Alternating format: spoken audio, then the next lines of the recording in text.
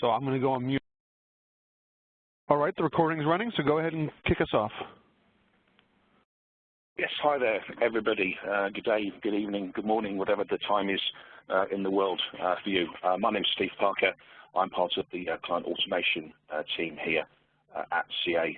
Some of you may be familiar with me from the years gone by. I've been with the product for, quite a long time now. And it's my pleasure today to take you through an introduction of what's new in version 14 of client automation. So first of all, version 14, so what's in a number? And in this case, for a long time, we were going to call this actually 12.10, but then we found that numeric 10 wasn't part of CA's numbering standard, so we said, well, we'll call it 12.A.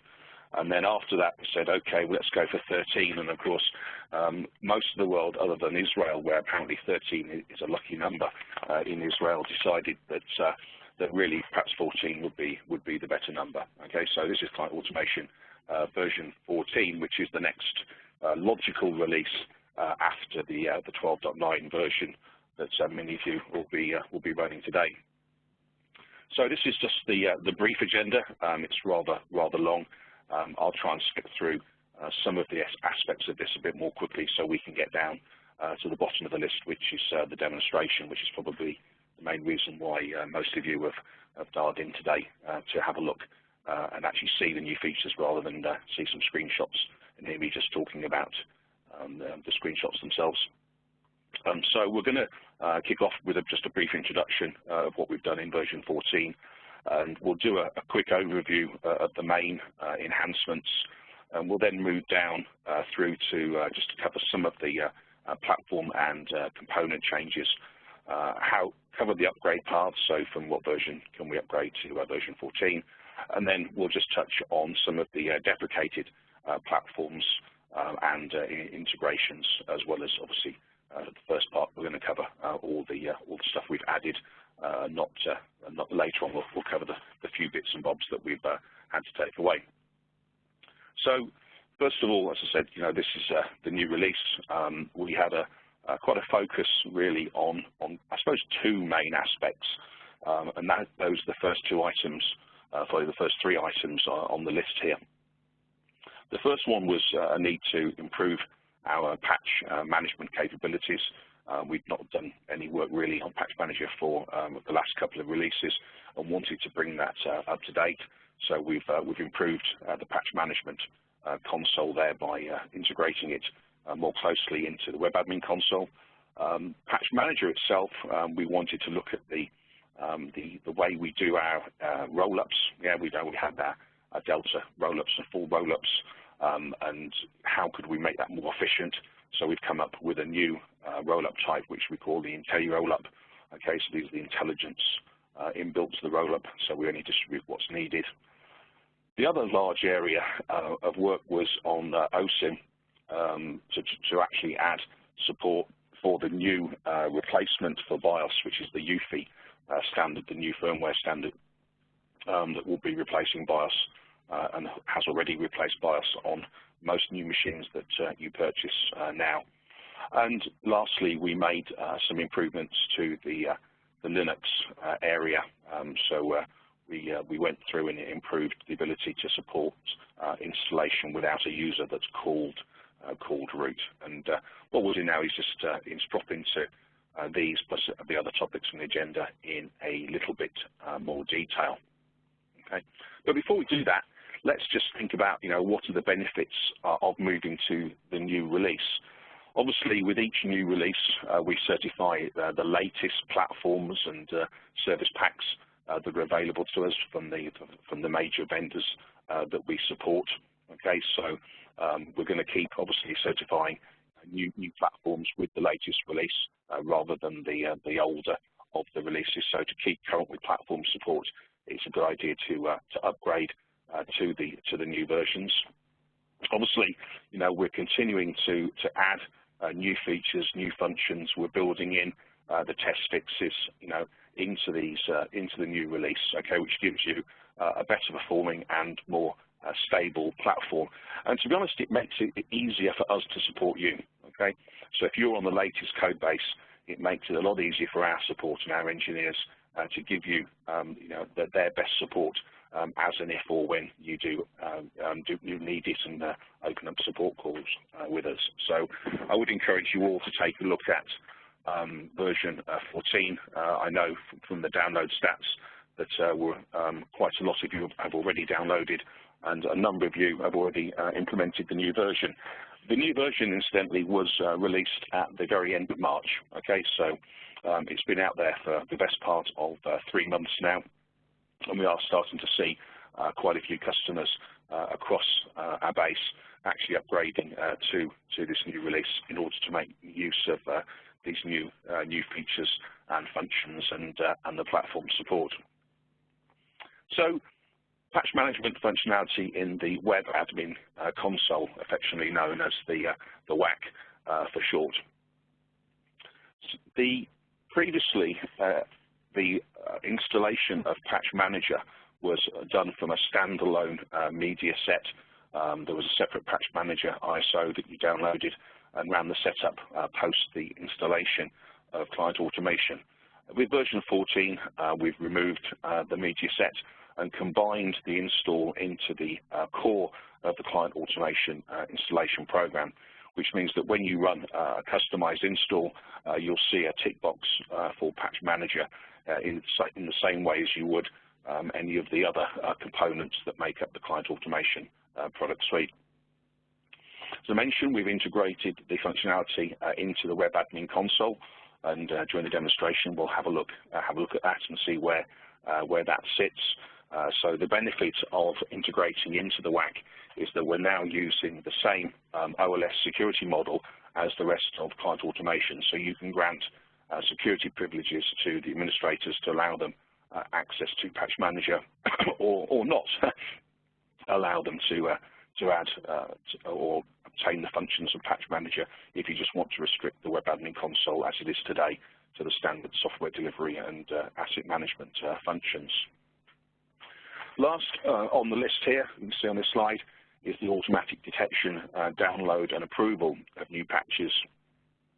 So essentially what that means is you'll be familiar today that when our content team produced the new Rollups and the Delta Rollups and now the Intelli Rollups, you have to go into the console, remember to check after the patch Tuesday that we've actually issued the content, and then approve it and download it into the system. That can now be done automatically through a configuration policy, so you can tell the system to automatically check, for the CA content service to see if we've issued new rollups and new patches, and then have it downloaded. And again, we'll touch on that in a bit more detail during the actual demonstration. So, Patch Manager Intelligent Rollup Delivery. Those of you that are using Patch Manager today with the rollups will be familiar with the design that says that each rollup contains all of the patches for that month's publication. If it's just a Delta, and if it's a full rollup, it contains all of the patches to the beginning of time for that version of the operating system, the Windows operating system.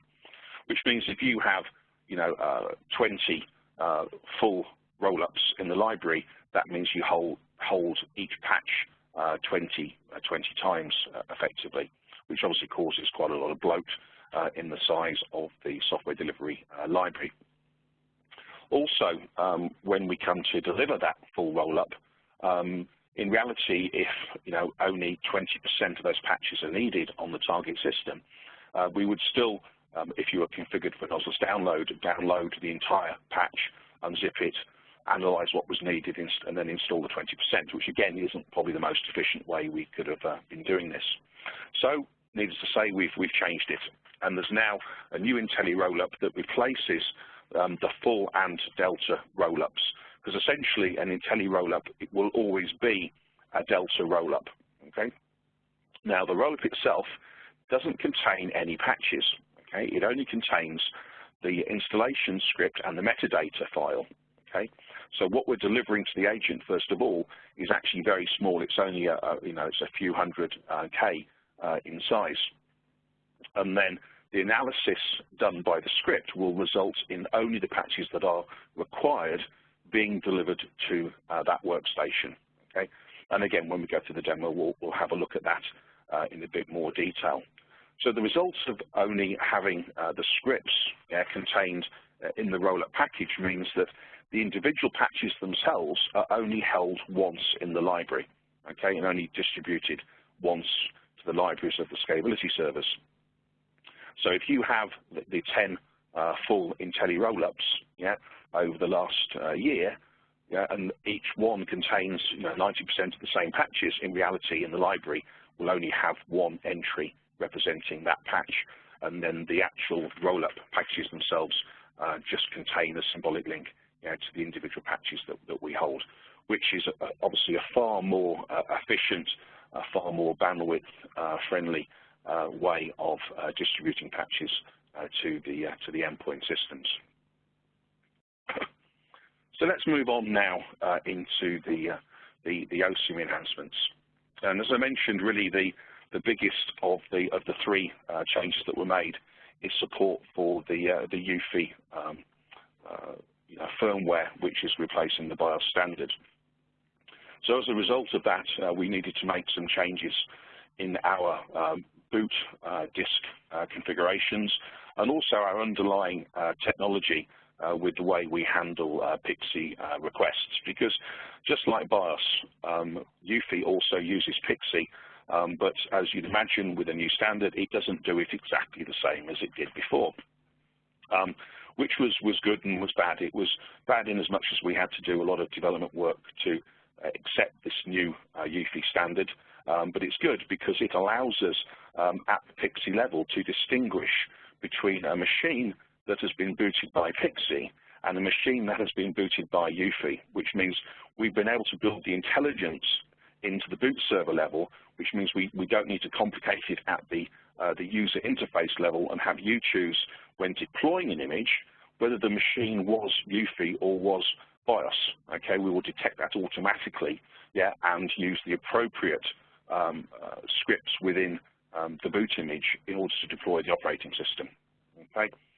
Now, obviously, there's other changes in there because of UEFI. For example, UEFI requires a minimum of 3 partitions. You've got your system, you've got your Microsoft Reserve partition, and then you've got your operating system. So again, there's been changes in the disk part element of the OSIM installation to accommodate that. And during the demo, we'll have a look at really the only one change that you'll see visually in our UEFI support. The next thing we've done is we've introduced Microsoft volume licensing support in some of the Windows operating systems. That has now been extended to all the operating systems that Microsoft have that support the extended licensing option, the volume licensing option. So that just sort of unifies our support across the Microsoft OSs. Last but not least, some of you may be familiar with the concept of the signal on completion that was introduced in the installation of the Linux and the hypervisor type operating systems, where in some cases, particularly with like VMware, we didn't have an agent at the end of the installation in order to be able to signal the completion. That has now been extended to the Windows platforms as well, so you can have what we call belt and braces, so we can have the agent register at the on startup to say that the OS installation is complete, and now we can also signal completion at the end of the OS installation if we so wish.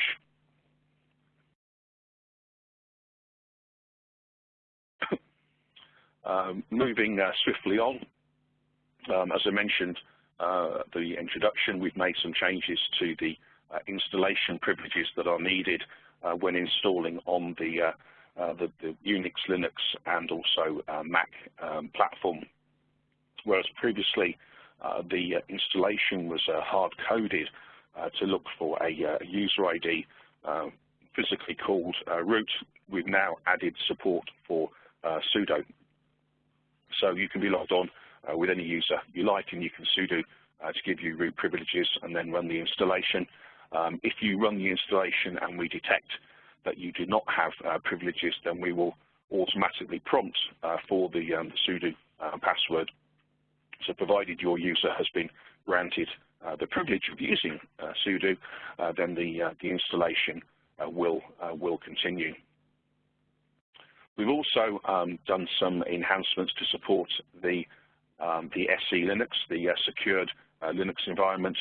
So essentially what that means is that after installing client automation in an SE Linux environment, we provided some configuration scripts that will customize the SE policy to allow the agent scalability server to continue. So if you're operating in SE Linux, it's a lot easier to install and set up the agent now compared to some of the more manual processes we had to do previously.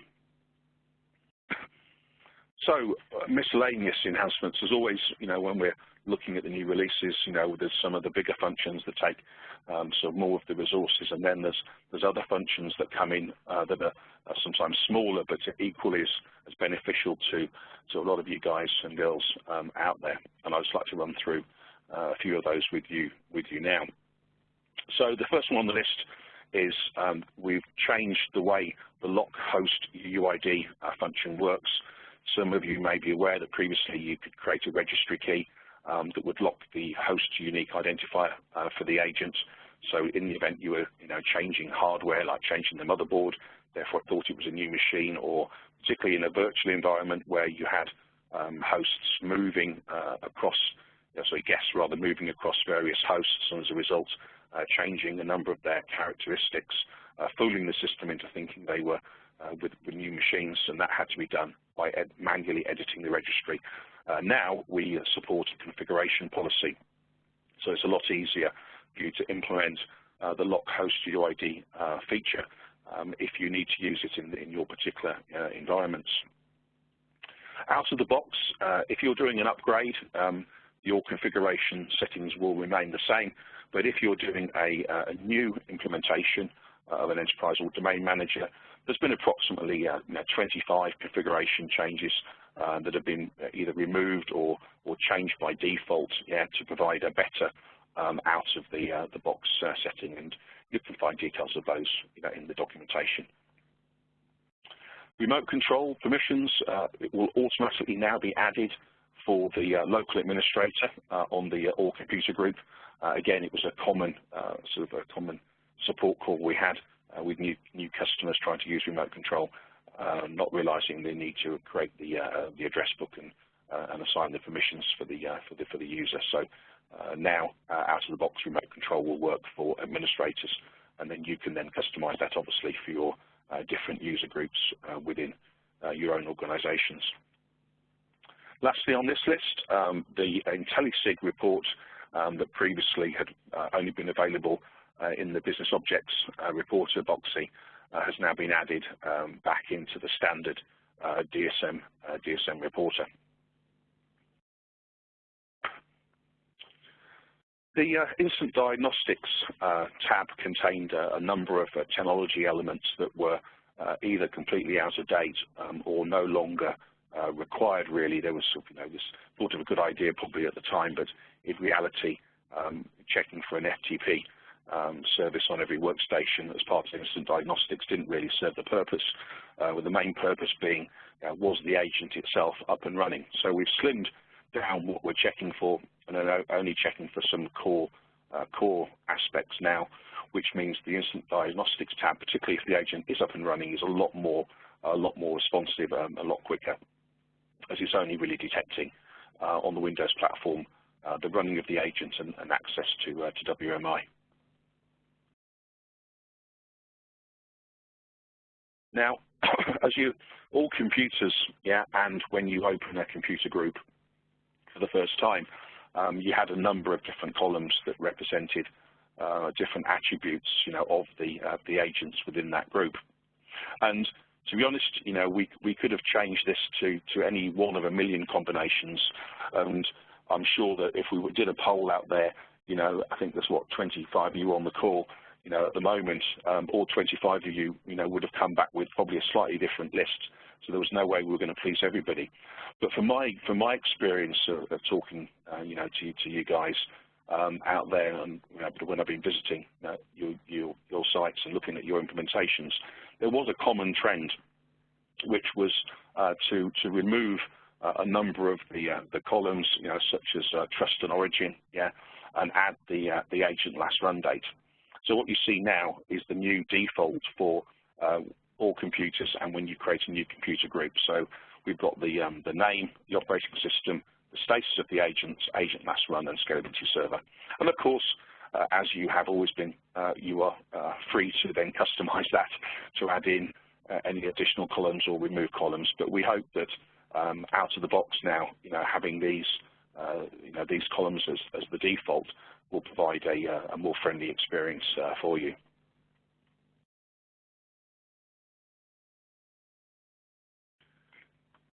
When we looked at some of the changes we needed to make with Patch Manager, and the way we were handling some of the software delivery interactions, it was obvious that to provide good reporting for Patch Manager when it's implemented at the enterprise layer, that we needed to have details of the software records, in terms of the software installation and job progress records at the enterprise.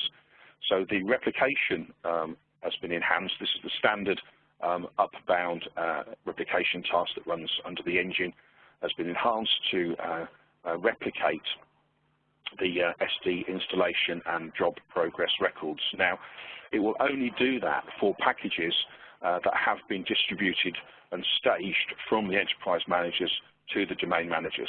So if the package started its life at the enterprise, was rolled out to the domains, as you deploy that software to the computers, the installation information is returned to the enterprise layer. Now, the benefits of that outside of what we're using it for with patch management is that you can do reporting now directly at the enterprise layer for software delivery, sort of job history. By default, for a new installation, again, for an existing installation, this is still set to true. But for a brand new out-of-the-box installation, the bulk mode for scalability servers will be set to off by default.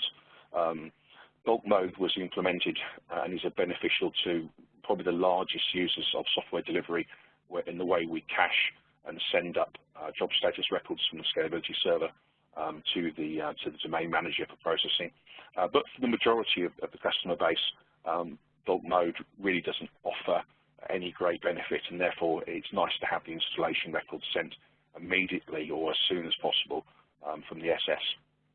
So for new installations now, bulk mode it will be off by default. Last but not least on this slide is we've added a new CAF schedule task to perform the job check.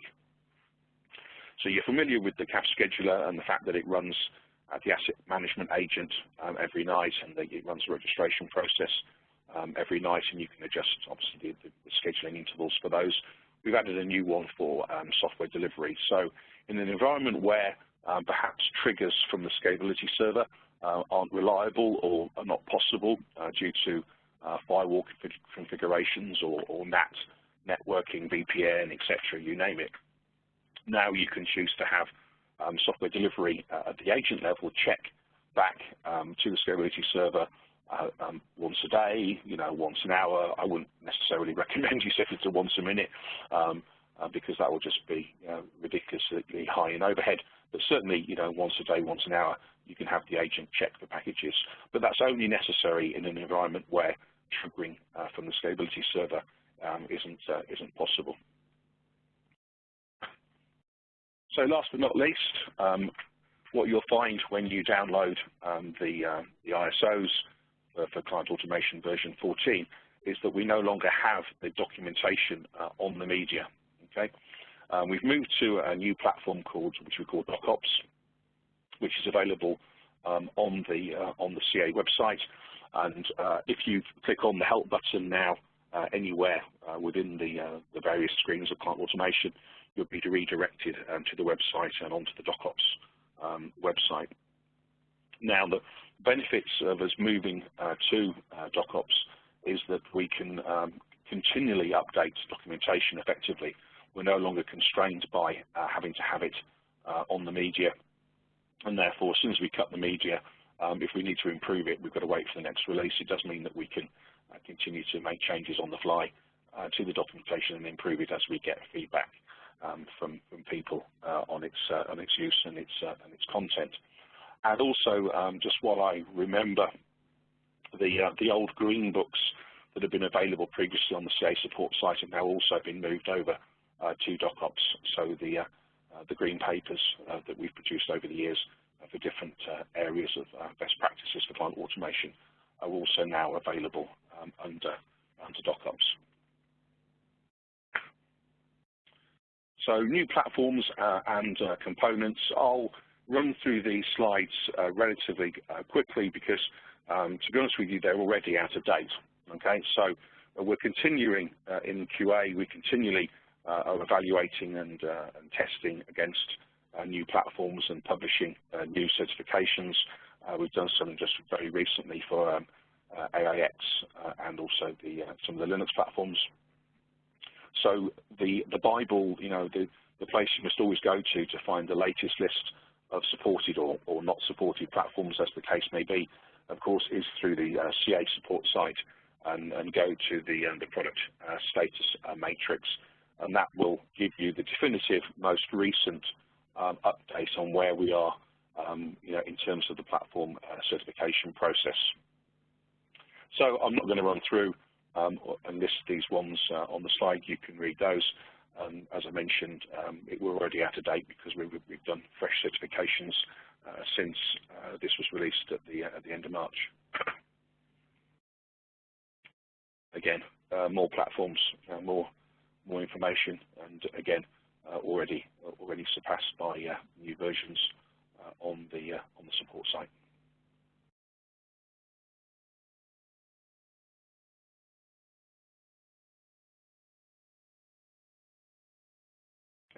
In terms of product integration, we have now certified formally the latest versions of the CA Service Desk Manager. Okay, so the CA Service Desk 14.1 release has been tested for all of the integration points we have between client automation and Service Desk, and we've also done our certification and testing against the latest release of process automation. So the automated workflows for operating system migration, for example, again, that's all now supported with the latest versions of PAM. So upgrade paths, again, there's a larger document available on the CA support site that covers all the hops, skips, and jumps you may need to go to depending on what version you're currently running. We think the majority of the install base are on 12.8 or higher, and therefore with this release we've decided to support that as the upgrade path to version 14. So if you're on 12.8 or higher, like for example FP1 or 12.9 or 12.9 FP2, then you can upgrade directly to version 14 for the enterprise and domain managers, scalability servers, and agents. If you're running any of the older releases, the 12.5s or 12 or even earlier, then you will need to do some hop upgrades in order to get up to version 14. And the matrix for that, the guide, as I mentioned, is available on the CA support site if you want to go and download that and take a look. So as we've added lots of new stuff in 14, we've also had to retire some of the older components platforms that were sort of lagging behind in terms of their function and detracting from the core product. So Desktop Migration Manager, which was formerly known as Desktop DNA, has not been enhanced as part of the version 14, so is deprecated from the 14 release. The 12.9 version and 12.8 versions are still supported and will be supported for the lives of 12.8 and 12.9, but what we've not done is added Windows 10 support into DNA. So the last release it supported was the Windows 8.1. Asset Intelligence, again, the same story. it's not been carried forward in version 14, but again, the 12.8 and 12.9 versions are still supported. And lastly, business objects, you'll be aware that this is a CA initiative as a whole. It's not specific to client automation, but going forward, business objects won't be included with client automation. And we've gone back to using for now the DSM reporter as the main reporting tool of choice. And when talking to customers previously, there were a relatively small percentage using business objects. Obviously, we will continue to consider and follow the CA corporate approach on this as time goes by. But for the moment, again, the same situation as we had with the previous two bullet points. It's supported and will be supported for the life of the contract against the 12.8 and 12.9 releases. So platforms and integrations, again, I don't really want to spend too much time on this because, again, as I've mentioned about 5 times already, so I'll just say it for a 6th time just to be completely clear, is that the status matrix online contains the latest and greatest information. So please check there. But we have deprecated some of the older operating system platforms as part of this release.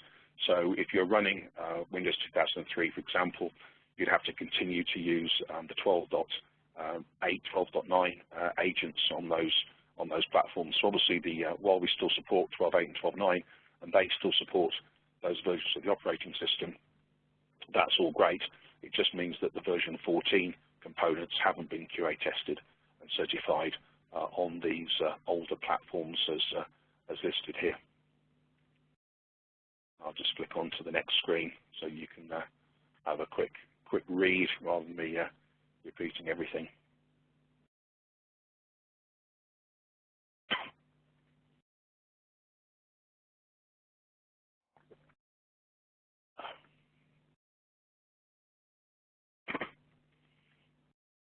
So also product integrations. Again, we've tested with the, as I mentioned, with the latest releases of asset portfolio management with Service Desk. NSM, as you all know, Network and Systems Management, has gone the way of the dodo. So that's no longer certified.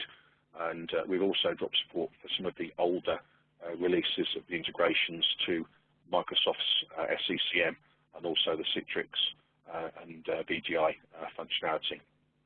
But hopefully by now, all of you out there will have moved beyond these really old releases anyway, so it shouldn't be an issue. So I'd like to save the questions for the moment. What I've got is the slides the long way around. It should go on demonstration next. So I'm just going to switch tracks. I just need to share my other screen so we can move on and actually have a look at some of the technology live rather than through the slides. So just bear with me, if you will, for just a few moments while I switch over to sharing my demo system, test system.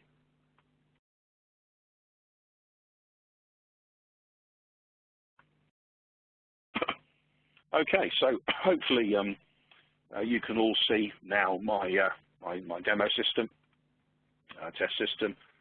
So we can run through and have a look at some of the different aspects that we've changed. And what we'll do is we'll start probably with the easier one, just to show you the difference, which is the OSIM for UEFI support. So I'm going to navigate down into my software library. I'm going to go down to my image preparation system. Okay, I'm going to go through my wizards, and I'm going to do a new boot image. Okay, so I'm going to go next. I'm now going to pick WinPE64. Okay, now it has to be a WinPE64. Okay, what's the reason for that? It's very, very simple. UEFI does not support 32-bit. Okay, full stop. Yeah, that's it. No 32-bit boot and no 32-bit operating systems. Okay, UEFI as a platform, as a firmware, will only support 64-bit technology. Okay, so we have to select PE64. As a side note, what that means is if you're using ImageX and imaging, you will need separate images for your BIOS-based computers and your UEFI-based computers due to the change in the disk technology, and also if you're running 32-bit on BIOS, of course. So we give it a name. I'm just going to let that default. We need to, just give it the name of the ADK. So otherwise it won't continue to the next screen.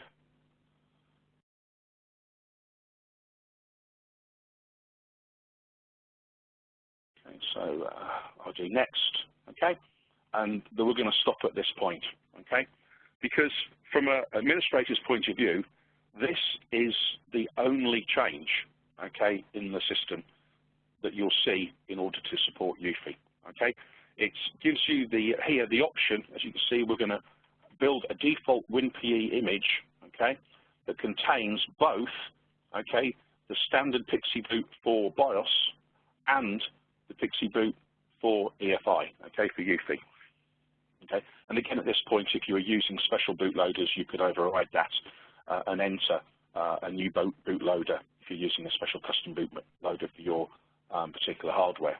Okay, and that is the only change that you will see at the user level, because as I mentioned previously, what we've done then is incorporate everything, yeah, into the actual boot image itself, so that when we detect, when a machine comes onto the network and it PXE boots, when we go to do the deployment of the operating system, based on the information in the PXE header, we can decide, is it UEFI, yes or no, okay, is it BIOS, therefore we're going to go through and format the drive and install in a UEFI configuration mode. Okay, so it really is, as I say, as simple as that. We've done the hard work under the covers for you there, so that we can, we can take that complexity away. Now, while I'm just waiting for this to go through, I'll also mention one other little quirk of UEFI that we mainly became aware of when we were doing the customer validation program, which is that previously BIOS maintained the boot sequence in the BIOS itself, and would honour that boot sequence. When you install the Windows operating system into UEFI, it inserts its bootloader at the beginning of the sequence. Okay, so you may have started with your machine booting from the network, but by the time you finish the install of the operating system, you end up actually with the Windows OS bootloader inserted in front of that. Now, we do have a configuration setting that we've implemented on the scalability server that allows you to choose to override that behavior, so that what we'll do is we will move the Windows OS bootloader to the end of the list at the end of the OS installation. Okay, which means that the next time you boot, you will boot from the network again. Okay, of course you could choose to not do that, and then you can use a software delivery job to deliver the command to the system to tell it to change the boot sequence, and then issue a reboot at the end of that software delivery job, which means when it comes through for the next time round, it will then do the PXE boot and obtain the operating system job that you've set up for it. Okay. So that's it really. As I said, for OSIM and for UEFI, we can take a very quick look at a computer just to show you that in fact nothing has changed. Okay, so we'll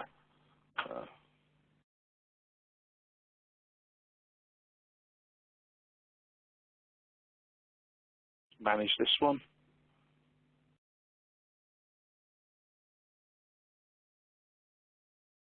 Okay, so as you can see here, there's no specific configuration necessary for UEFI. The only thing I will mention here is the signal on completion is on by default. So again, at the end of the OS installation, we will send up the notification for completeness, and then the agent will send the same completion again when it also registers. So let me switch tracks now. Let me remove the Explorer, okay, and move over to the web admin console. Okay, you see we're here. We're in the WAC itself, and the console is still there. It's very similar, very much the same as it was in previous releases. There have been a couple of enhancements within the console itself, and I'll just step through and quickly show you the main enhancement in the WAC area, main minor enhancement in the WAC area before we move down onto Patch Manager and look at the Patch Manager interface and the changes there. So the main change here has been the addition of the Software Jobs tab. This gives you a read-only view of the jobs that are currently sort of active within the system. Okay, so you can drill in to the job itself, look at the properties. Yeah, you'll be very familiar with some of these aspects because it is based very much around the same as the DISM Explorer jobs area.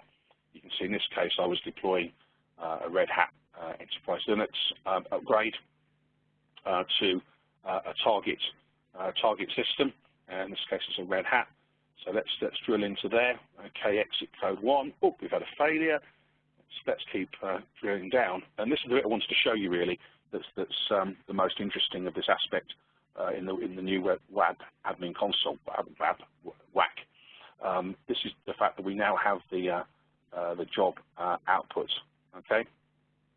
So essentially, whereas before, we'd always have to navigate back to the main DISM Explorer to get the details of the log that was returned on the job output. And now that's available in the web admin console. There is a limitation with Internet Explorer. I think I can't remember exactly how many K it is. It could be 64K or maybe a bit higher than that, where there's a problem with it listing all of the content, but it works fine in the other well-known popular browsers, and obviously we'll try and resolve that with Microsoft as we can. So let's move down to patch management and take a look at what's changed here. So the patch management console remains very much the same as we had in the previous release, as said, other than it's integrated now into the WAC itself. So the patch management console still has the area for patches pending acceptance, pending testing, and approved. The only real change here is under system status. We've now got the information location of the patch management server, which typically is either on your enterprise or on your domain. Okay. And just as you could previously, we can take patches here, we can pick them, we can select them, okay, and then we can choose to accept or defer the patch. So we've tried to, as much as possible, adopt the same actions concept as we had in the core web admin console. So you'll see this actions column appear, and based on the selection criteria, it will give you the option to accept, approve, defer, etc. But let's move out of this and just step down into the patches view, which is probably going to be the most common place that we start with. Now, here I'm listing, all of the patches that are available, in the system, all 26,000 and something definitions as issued by the content team, along with obviously the name, the manufacturer, and the severity, and also the status of the patch. As with previous releases, what we do is the status here of not applicable essentially means that we've not found an instance of that software in your environment. Okay, so based on the queries of the asset management data, we've decided that that patch is not applicable. What is different in this release is that whereas previously, if it wasn't applicable, you couldn't select it. Now we will give you the option to take this and accept this patch, and it will then download its content from CA and from Microsoft. That's primarily because if you're going to be proactive, you may not have any Windows 10 today, but you know you're going to have Windows 10 next week. Therefore, you want to download all the Windows 10 content that allows you to do that in advance of having Windows 10 in your environment or any other particular application or OS version that we support. You can filter on the different headings. So now we have the manufacturer category status. We're also including going forward the KB numbers in the patch and the bulletin information. I'll stay on name for the moment, and let's put in the term beta, okay, and we'll filter on that. We can hit the plus button and add additional filters if we wanted to, but for now that's just going to list all the names that have got the word beta. We can change the columns. We can change the sort. We can add additional columns. So if I want the KB number, I can do that. Of course, this being CA patches listed as beta, it's not going to come back with a KB number. If we were looking at the all Microsoft patches, then we'd see that list. Okay, and if I select one of these patches that are pending, let's look at this. Let's take this one here. Okay, if I accept that patch, what that's going to do, it's going to download all of the individual patches that make up that IntelliRollup. Okay, so I've accepted that, I've approved it, and that's now going to go away. It's going to look at all the patches that make up that IntelliRollup. It's going to download the content from Microsoft. It's going to merge it together into our software library, and then make it available for the next step of the workflow, which is the testing area. And we'll come back and look at some of the IntelliRollups in a bit more depth a little bit later. Okay. For now, I really want to just move down and talk about configurations. I'm going to skip patch policies only because it's not changed really in this release. Patch policies are as they were previously, the ability to define a software policy. Therefore, as new machines joined the group, they'd be checked against the policy and any outstanding patches applied to them. Configurations are where we define, as I mentioned, the new ability to download patches automatically when they become available without the need to come into the console and remember to do it and to frequently check that they were there. Now, at the moment, we're just doing the CA content provided ones. That should expand hopefully over time. So for the moment, the CA content team is the one we select. We can select the category. Okay, in this case, let's take Windows 2012 64 bits. Yeah. Okay. The severity is going to be all. Okay. Now I can choose whether I want to auto accept, okay, and also auto accept and auto approve. Okay. Now, by auto approve, all that means is that in the workflow, it will skip the testing tab, okay, and move straight to approved. Okay. So we only download the patches as far as the software library. Okay. By auto approving them, you are not auto approving them for delivery to any individual targets. Okay, you still have to do that either by deploying the patch itself, manually, or by creating a patch policy, to deploy that automatically based on the machine's membership of the individual groups. Okay, so what we'll we'll do now, let's actually deploy a Rollup, and then we'll switch tacks and jump back into the DISM Explorer and see what it's actually doing and how far it's got. Okay. So again, just to keep things interesting, what we'll do is we'll jump up to computers. Okay. We'll open up all computers.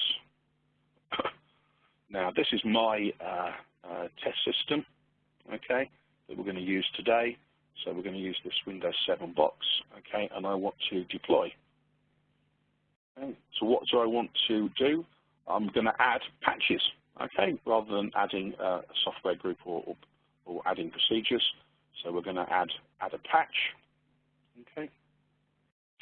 And in this case, what I want to do is I'm going to add the latest Intelli Rollup, and we're going to deploy the 1606. So this is the June edition of the Intelli Rollup. Okay. We'll do next. Okay. Now I'm going to click on Finish here. I'm going to skip the job container, jobs, and summary. Essentially, these are all the standard options. Hasn't changed. These are the standard options that you will be familiar with when you deploy software. Do I want to boot before? Do I want to boot after? Do I want to notify the user? All the normal options are contained under these tabs. But for the interest of time, I'm just going to click on Finish, and that's going to build me, hopefully, my software delivery job. So if I jump back to my DISM Explorer, let's navigate down, shrink that up. We don't want software for the moment, so we're going to go down to Jobs.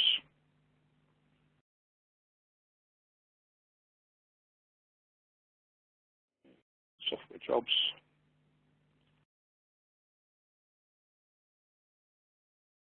Okay, and here's our new job, the one we just created, the one to our Windows 7 machine. So let's navigate into there and see how far it's got.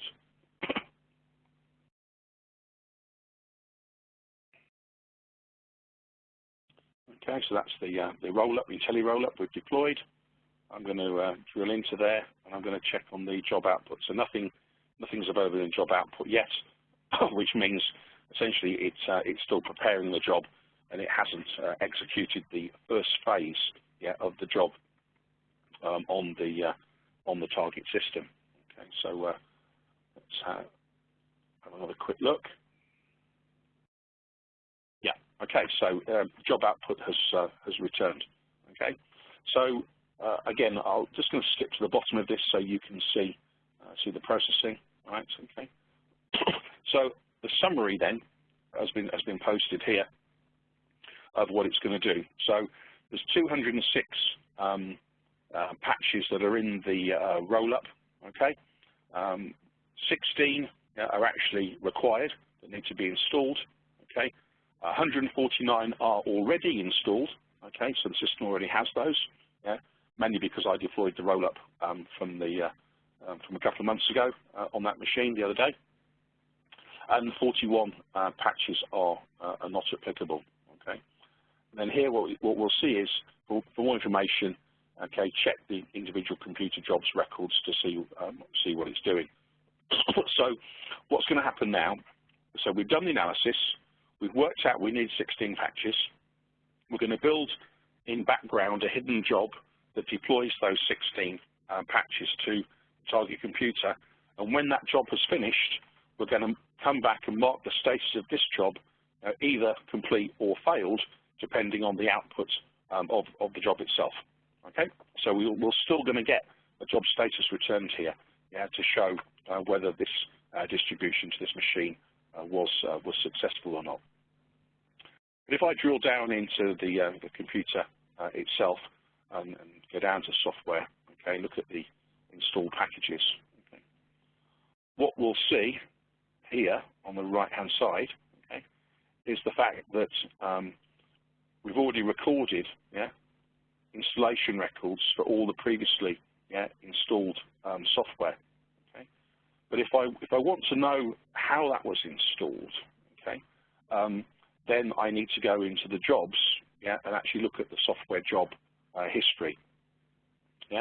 And there, as part of the state, what we're recording, is the software that was installed already. Okay, so non-SD, non-software delivery. Okay. We're going to have the patches job okay. So these are ones that have been deployed, by software delivery itself.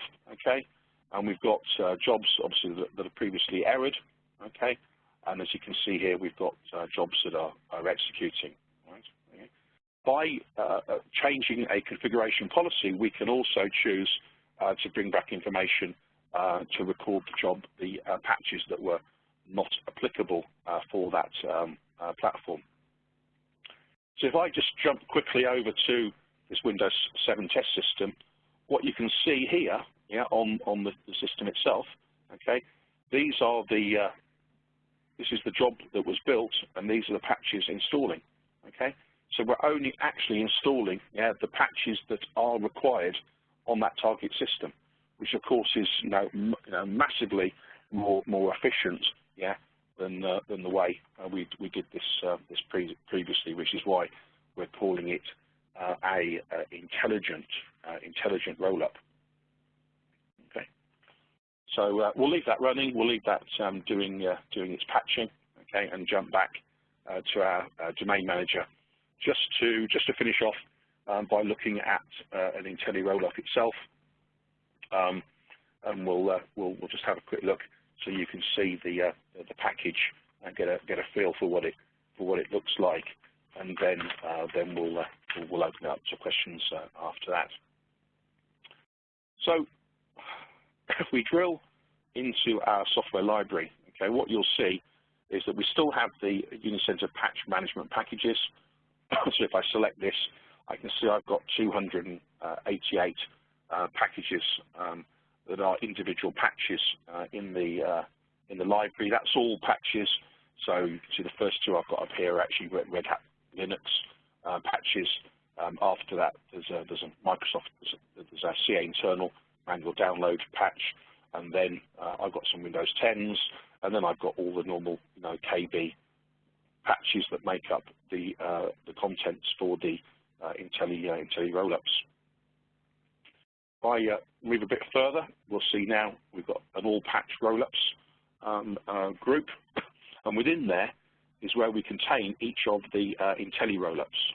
Okay, so if I open up the 1606, which is the one we've just instigated the deployment of, we can see that we have 208 patches that make up this IntelliRollup.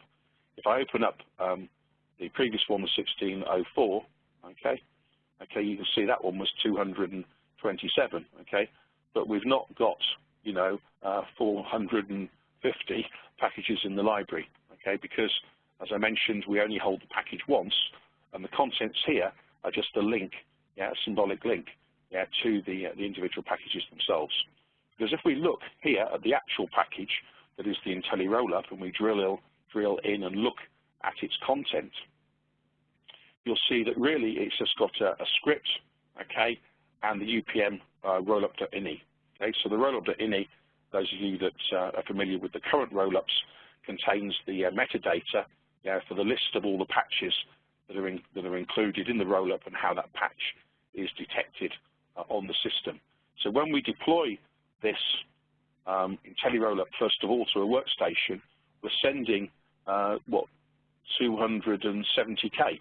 Okay, that's what we're actually deploying to the workstation initially to do the intelligent analysis of what's required. Okay, and then obviously the actual volume of data then will depend on the number of patches that are really required. Okay.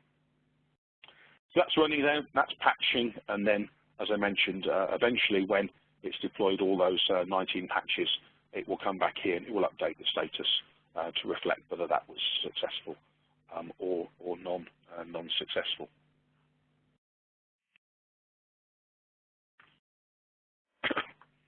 So let's just jump back to the slides. Okay. In this case, we'll jump back to the question slides. And at this point, yeah, I would like to open it up to all of you for any questions that you would like to add. You will need to unmute yourselves with is it #6#6, and then you'll feel free to ask a question. Yeah, Steve, and actually a lot of people are not on the phone line. They're actually listening via the audio broadcast. For those folks, please go ahead and use the Q&A box in the WebEx to ask your questions. If you don't see a box open, in the upper right of the screen, you'll see a little question mark icon. Click on that, and it will open for you.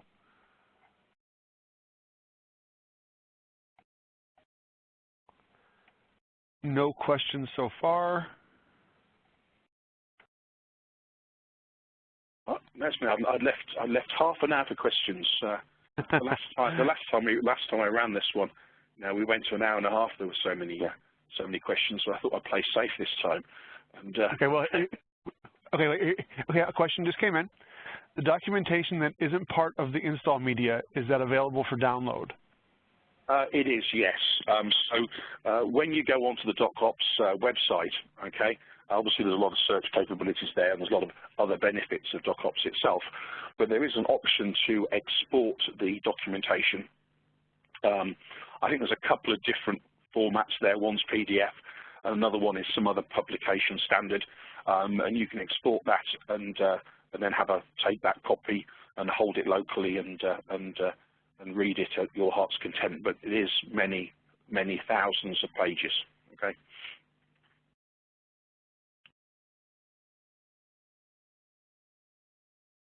Do you have any other question? Nothing yet.